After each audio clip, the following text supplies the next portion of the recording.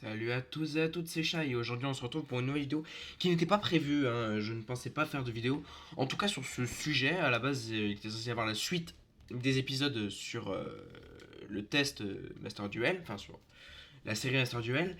Mais finalement le destin en aura décidé autrement vu qu'il est sorti l'événement sur Master Duel et Duel Links sur l'événement qui s'appelle les liens des duellistes, ou en anglais The Bounds of Duelists, qui est en fait un event disponible en fait sur Yu-Gi-Oh! Master Duel et Yu-Gi-Oh! Duel Links. Alors c'est très complexe, enfin, très complexe non, mais en fait le principe c'est de récupérer des chaînes qui sont de différentes couleurs. Il y a des chaînes bleues, il y a des chaînes jaunes, il y a des chaînes oranges et des chaînes roses. Enfin il y a une rose, une jaune, une jaune, une orange et une verte.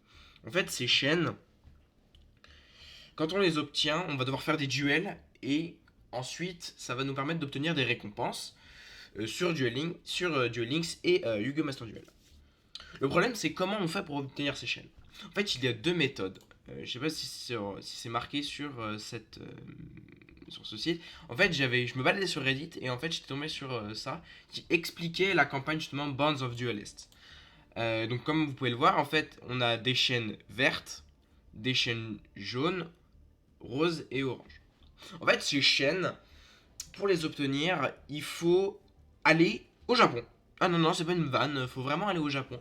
Parce que ces chaînes, pour les obtenir, il faut les scanner depuis le Tokyo Dome. C'est-à-dire que là, au Tokyo Dome, comme c'est marqué là, sur ce QR code, c'est que c'est le QR code de la toute première chaîne, la chaîne du coup verte, qui est en fait disponible au Tokyo Dome. Et en fait, on a les dates à laquelle elles apparaissent. Donc les dates, je veux pas me tromper, ouais, c'est ça. Donc la chaîne verte, donc la chaîne que je viens de vous montrer, elle est disponible aujourd'hui à 8h au Japon. Donc ça fait déjà un moment qu'elle est disponible. La chaîne jaune, elle est disponible aussi. La chaîne rose n'est pas disponible. La chaîne orange, a priori, sera disponible. Mais pour moi, c'est pas logique que la chaîne orange va passer après la chaîne rose. Donc je pense que c'est une faute de frappe. Et que c'est peut-être pas forcément de third, peut-être de fourth. Parce que là aussi, on dit pas de. Parce que là, pour moi c'est TH, pas RD. Donc ce que je pense, c'est que c'est vraiment, enfin dans ma théorie, c'est que c'est pas aujourd'hui. Donc que demain, on a la yellow, enfin la pink et la orange. Et qu'aujourd'hui, on a la green et la yellow. Alors, comment est-ce qu'on va expliquer ça? En fait, c'est très compliqué parce que du coup, bah faut être à Tokyo et aller au Tokyo Dome pour l'obtenir. Et c'est super complexe si on peut pas se déplacer et surtout si on n'était pas au courant de l'event avant. Donc c'est pour ça que un utilisateur sur Reddit a balancé dans le Reddit Duel Links le QR code vert et le QR code jaune pour Duel Links. Ce qui veut dire que on a actuellement on a la green chain et on a la yellow chain et que demain on aura la pink et la orange. Vraiment, je le dis, c'est tordu. Vraiment, je comprends pas pourquoi Konami a fait ça. Moi, je vois pas d'intérêt, de grand intérêt pour faire ça. Parce que surtout que bah, ça nous pourrit, nous, parce que nous, qui sont des joueurs acharnés Yu-Gi-Oh! Duel Links ou Master Duel, mais on n'a pas la possibilité de jouer. Par contre, là où c'est le pire, c'est pour Master Duel. Parce qu'en fait, Master Duel, là autant, vous voyez, on a le QR code jaune et le QR code vert, mais que pour Duel Links, on l'a pas pour Master Duel. Pourquoi? Bah, on sait pas en fait. Ils sont pas parus sur internet, on les a pas, donc ils sont actuellement disponibles au Tokyo Dome, mais c'est tout. Sinon, on n'a pas d'autres moyens de les obtenir. Donc, va falloir. Et donc, du coup, là, ok, on a les QR codes et on peut les scanner pour obtenir les chaînes. Sinon, il y a une deuxième méthode pour obtenir les chaînes. Et c'est super simple et ultra hasardeux. Faut juste avoir de la chance, faut faire des duels contre des gens. Et en fait, les duels, et donc les gens qui ont des chaînes, quand vous allez jouer contre eux, vous allez récupérer leur chaîne. Ça veut pas dire genre que eux ils perdent la chaîne, non ils la gardent, mais ils vont vous la passer justement, d'où les liens des duellistes ou de bonds. Donc en fait, ils vont vous passer leur chaîne. Donc c'est super cool, hein. Mais c'est beaucoup de chance. Et c'est comme ça, moi, que j'ai eu la chaîne jaune. J'avais déjà la chaîne verte auparavant. Et en fait, je suis tombé contre quelqu'un qui avait la chaîne jaune. Et en jouant contre lui, je lui ai donné ma chaîne verte. Et lui m'a donné sa chaîne jaune. Donc je sais pas si le mec était au Japon à ce moment-là. Ou s'il avait eu par le biais de quelqu'un d'autre. Mais du coup, voilà, actuellement ma possession sur mon compte. Oui, parce que je joue à Duel Links et à Master Duel. D'ailleurs, les vidéos Duel Links arrivent bientôt, je vous promets. Et en fait, du coup, actuellement, on a actuellement des. Enfin, j'ai actuellement en ma possession, du coup, les deux premières chaînes. Et demain, je vais tout faire pour essayer d'attraper les deux autres. Et voir, d'essayer de les attraper en QR code si on me le permet. Bon, c'est très bien. On a vu ce que ça donnait pour les QR codes et comment ça fonctionnait. Ça, c'est super cool. Mais alors, qu'est-ce qu'on obtient? Et bien, ce qu'on va obtenir, donc là, je vais parler pour Duel Links et ensuite, je le ferai sur Master Duel. De toute façon, c'est affiché à l'écran. Donc, sur Yu-Gi-Oh! Duel Links, la première chaîne qu'on obtient, donc moi, quand j'ai fait la chaîne verte, j'ai obtenu le premier titre, le titre de lien du dueliste. Pour montrer justement que j'avais participé à l'event. Le deuxième, c'est une icône. L'icône, c'est très très simple. Je sais pas si on le voit. Non, c'est pas affiché. C'est juste. Vous ferez vos recherches, mais c'est juste l'icône des 25 ans de Yu-Gi-Oh! Avec un dragon blanc aux yeux bleus. Voilà. Et là, on rentre dans les trucs intéressants. Pour la deuxième chaîne, donc la chaîne rose, ce sera le protège-carte de la carte des magiciens de l'unité et des liens. Des liens et de l'unité. Ensuite, on aura pareil pour le Playmate, enfin le, le tapis de jeu. Et à la fin, il nous donne la carte. Cette carte, pour ceux qui ne savent pas, en fait, Magician of Unity and Bonds. Attendez, je vais vous montrer. Voilà. Alors là, c'est marqué en anglais, mais je vous le lis. Donc, elle ne peut pas être normalement invoquée ou set, donc face verso ou recto. Elle ne peut être invoquée spécialement que depuis la main si on a 25 cartes ou plus dans le cimetière. Déjà, la condition à remplir pour Duel Links, comme pour Master Duel, c'est très compliqué. Hein. Même dans la vraie vie, c'est très très compliqué d'invoquer ce type de carte. Et d'autant plus dans Duel Links où où le nombre de cartes est limité à 30. Donc ça veut dire qu'il faut déjà avoir quasiment peut-être 80% de son deck au cimetière. C'est beaucoup trop. Et surtout, si votre adversaire a 25 cartes ou plus lui dans son cimetière, la carte gagne 2500 d'attaque et def. Donc ça fait qu'on a une carte avec 5000 d'attaque, 5000 de défense. Donc déjà c'est un mur, mais elle a que ça pour elle. C'est un mur et c'est tout. Elle ne peut que attaquer ou se défendre. Elle n'a pas d'effet, elle n'a rien pour se protéger des effets de cartes. Donc vraiment, c'est très compliqué. Et en plus, si vous tombez sur, je dis une bêtise, un dragon de la rébellion des ténèbres, bah il vous prend, il enlève ces deux matériaux X, Y, Z, et surtout, bah, vous retombez vous à 2500, et lui il sera à 5000, vu qu'il aura 2500 aussi. Et là où justement l'archétype du dragon de la rébellion des ténèbres va justement avec l'archétype chevalier fantôme, et a donc des moyens de se protéger plus facilement, bah là en fait, là, moi je le vois en tout cas, j'ai déjà commencé à faire mes recherches dessus parce que j'ai peut-être prévu de faire une vidéo dessus là, demain quand ça sortira pour Duel Links, pas pour Master Duel parce que malheureusement j'ai toujours pas accès. Mais par contre demain sur Duel Links, je promets que j'essaierai tout mon possible pour demain de faire une vidéo dessus. Mais surtout le plus compliqué avec tout ça, parce que Magician of Bonds and Unity, parce que je vais juste abréger en BU pour Bonds et Unity.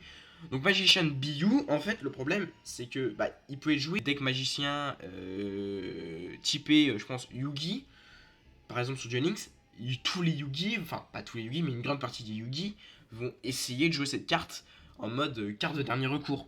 C'est-à-dire que si tu la pioches au début, t'es pas hyper content. Si tu la pioches vers le milieu de ton deck, ça va. Si tu pioches à la fin, t'es super content. Trop situationnel. À quel moment tu as 25 cartes dans ton cimetière, surtout sur Duel Links et sur Master Duel? À la rigueur, sur Master Duel, c'est plus facile. avec tous les pots, tu peux bannir plus facilement. Mais les pots sont très très peu joués sur Duel Links, hormis pour les decks Exodia. Donc à moins de mettre cette carte dans un deck Exodia, à invoquer, ça va être très très complexe. Donc à voir, je vais continuer mes recherches pour essayer de faire un deck justement autour de ça, mais je pense pas que je vais y arriver. Et puis surtout, là on vous la donne en prismatique et en collector, toutes les raretés que vous voulez, en ligne. En... Donc voilà, donc ça c'était pour les loots de Duel Links. Donc j'ai beaucoup parlé aussi de Bonds of Unity, mais c'est pas très très grave. Voilà. Donc, pareil pour Duel Links, enfin pour Master Duel, on va avoir un titre comme sur Duel Links.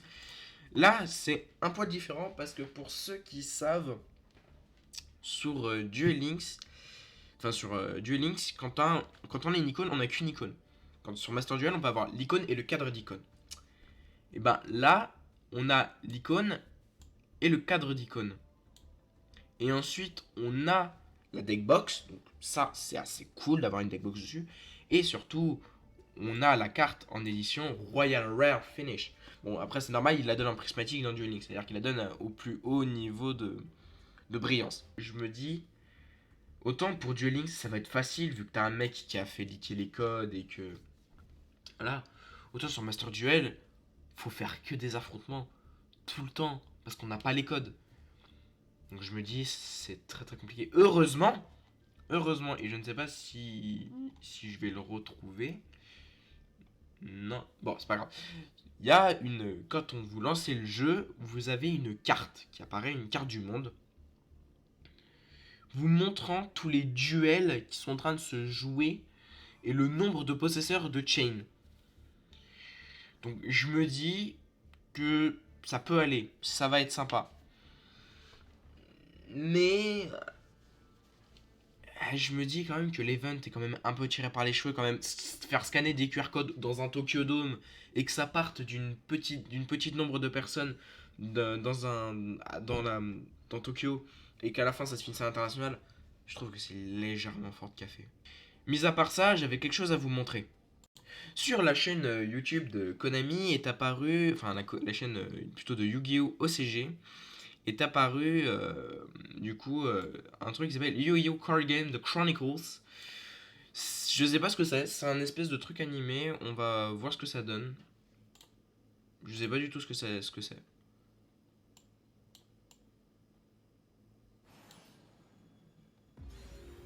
Oh là là.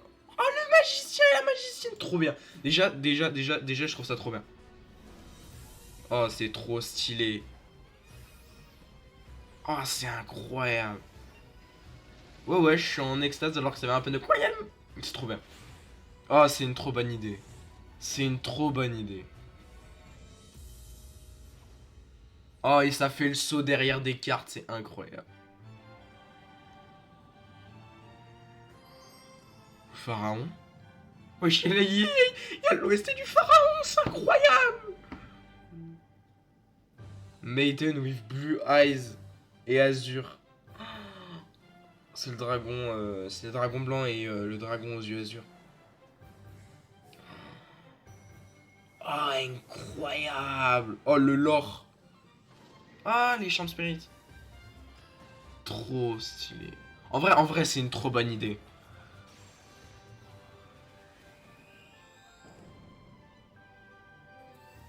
Oh, non, c'est trop cute. Non, vraiment, c'est trop cute. Oh là là, Trichou là, la barrière de glace. Oh, trop bien. J'ai joué ce deck sur Duel Links.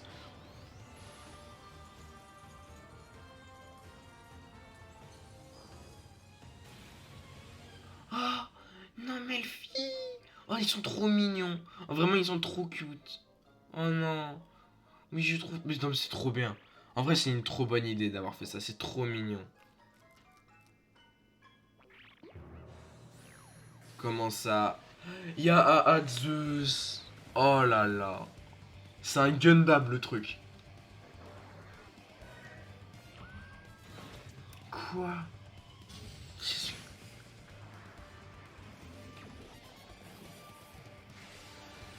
Mais c'est incroyable.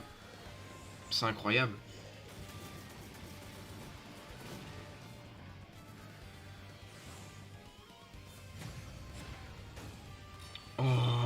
C'est trop stylé, on dirait des Gundam, c'est trop bien. C'est samouraï? Ouais, c'est samouraï. Ça fait ultra longtemps qu'on n'a pas vu les 6 samouraïs. Hein. Oh, vraiment, c'est trop cool.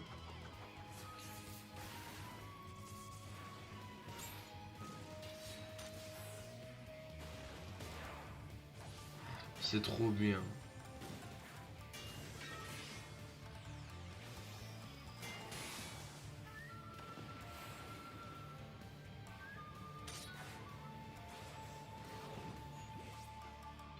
Oh non, les twins. Oh, c'est trop bien. Oh, ça, c'est trop stylé, les Lily.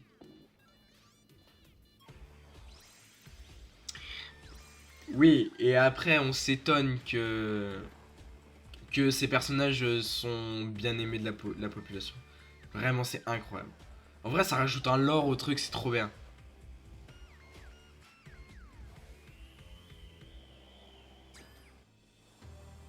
Oh, l'assaut d'Albaz. Oh, dogmatique. Ah. Alors, ça, par contre, ça me parle trop.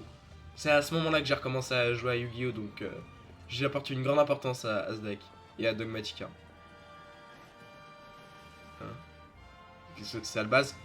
Je crois pas c'est Albaz. Albaz le déchu! Il est incroyable. Oh, il est trop stylé. Il est incroyablement beau. C'est fini? C'est fini? Hein? Du quoi? Qu'est-ce que c'est? Ah non, le magicien of Bond of Unity? Wesh? C'est quoi lui? C'est qui? Exodia? Visa Starfrost. Le roi du feu, je crois, mais je les joue pas. Diable Star, ça me dit quelque chose. Dragon Rulers, ouais. Ça a été le diable passe un temps. Magie clé, je crois. Solfacor! Yaré au fond, Yaré au milieu. C'est trop mignon. Oh, vraiment, c'était incroyable. Quoi? Non. Oh putain, vu que c'est des cartes qui chantent, ils les font chanter l'opening. Incroyable. Et ils mettent Passionate of Duelist, c'est ça le nom du thème de Yami. C'est pour ça, dueliste passionné. Parce que c'était ce qu'ils ont fait depuis 25 ans. Incroyable. Ah, c'est trop stylé. Merci d'avoir joué, merci de jouer à Yu-Gi-Oh! Depuis 25 ans. Bah, moi je joue pas depuis 25 ans, hein. Je joue que depuis ma naissance, mais vas-y, c'est déjà ça. Bah, c'est. Non, c'est. Putain, c'est Assaut de l'air. C'est Assaut de l'air. Je reconnais, c'est Assaut de l'air. C'est incroyable. C'est celle qui devient Fire là. J'ai oublié son nom. Oh, c'est Assaut de l'air. Oh, c'est trop stylé. Oh, on dirait Fate. On dirait Fate Grand Order. On dirait vraiment Fate Grand Order. Je veux un mec qui anime le combat. C'est clair, je veux un mec qui anime ce combat.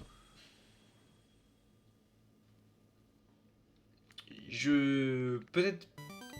Ah, le son fait mal aux oreilles. Qu'est-ce qui.